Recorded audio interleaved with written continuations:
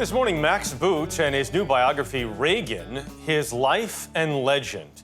10 years plus in the making, it is the most comprehensive biography yet of our 40th president. Ronald Reagan is still a figure both celebrated and scorned. Reading Boot's book may cause you to feel both all over again, no matter what your political leaning. Government is not the solution to our problem. Government is the problem. You know the greatest hits. Dovii no provii. Trust but verify. Actor. Last town we was in, I had to sit around for 30 days waiting for you to get out of the jug. Governor. It's time that some people were reminded that actors are people. Then president. Mr. President! Through an assassination attempt. Iran-Contra. I do not recall who told me that, but that was the information that I had. And the end of the Cold War. Mr. Gorbachev, tear down this wall. But with the passage of time and access to newly released material, Max Boot believes Ronald Reagan's life deserves new scrutiny. I'm not sure how much I would have gotten even if I'd been able to sit down and interview Reagan, although I certainly did sit down and interview a lot of his aides. But, you know, I think to really understand Reagan, you kind of have to research around him. Boot, a former Republican who left the party and now considers himself independent, began this project in 2013. The result? Reagan, His Life and Legend. There really was not a great biography of Ronald Reagan, and I felt like there was kind of a gap on the bookshelf that needed to be filled. Reagan's official biographer, Edmund Morris, got so frustrated by the enigma of the man that he inserted a fictional character and wrote a bizarre book called Dutch. Reagan let almost no one in, except maybe his wife, Nancy. There was always this kind of inner glacial reserve, so this real distinction between the public, seemingly easygoing, outgoing Reagan and the private man who was actually kind of a loner, kind of a hermit. He didn't have a lot of friends, and he didn't want a lot of friends. Exactly right, yeah, because his idea of a great evening was basically sitting with Nancy in front of the TV, watching, you know, Mission Impossible or Bonanza, or maybe sitting down and reading a book. That's all he wanted to do. He didn't really want to go out and socialize. Ronald Reagan was raised in small towns in Illinois.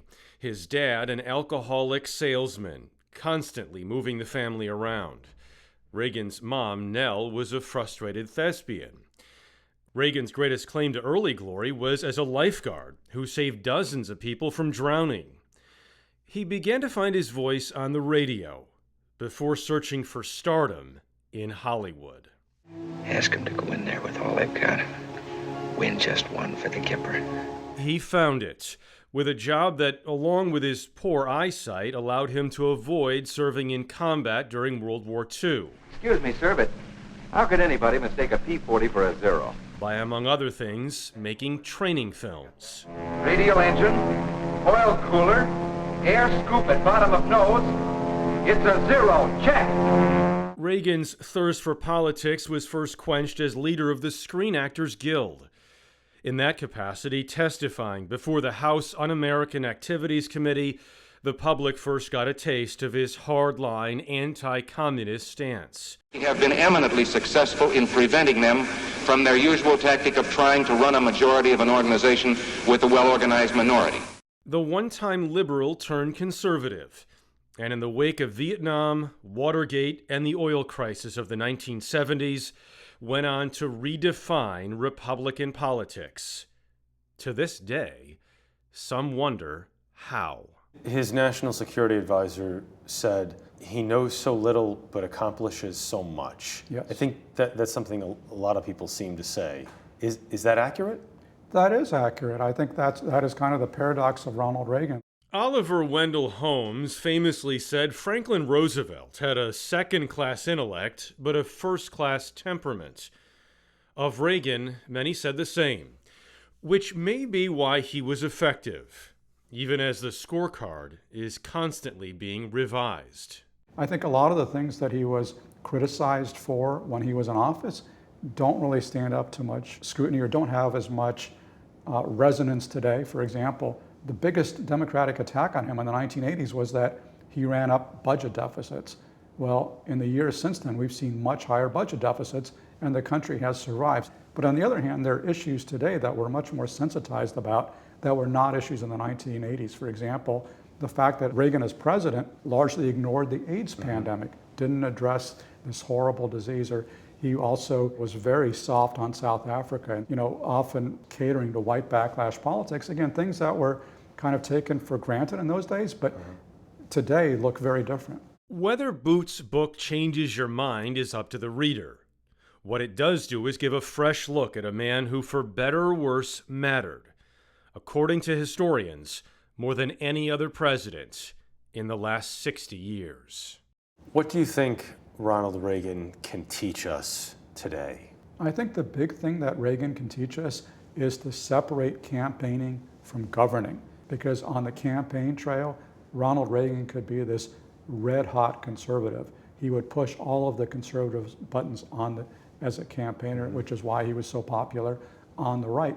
But he understood the difference between running for office and actually being in office. And although, yes, as governor and president, he cut some taxes, he actually raised taxes a lot too. As governor of California, he passed the most liberal abortion law in the country. As president, he worked with Mikhail Gorbachev, even though a lot of people on the right thought he was being duped by Gorbachev. So I think that was really his genius, was his ability to put his campaign rhetoric aside and do what really worked. My friends, we did it. We weren't just marking time. We made a difference. We made the city stronger. We made the city freer. And we left her in good hands. All in all, not bad. Not bad at all. It's interesting that so many politicians you see really are desperately just trying to shape their legacy and, craft what they want to be remembered. It didn't seem like Reagan necessarily wanted to. I mean, I'm sure he wanted to be thought of well after he left, but it seemed like he was okay just walking away, and that's what I did. But I think Nancy was worried about for crafting sure. that legacy. Without question, Nancy played a massive role. Yes.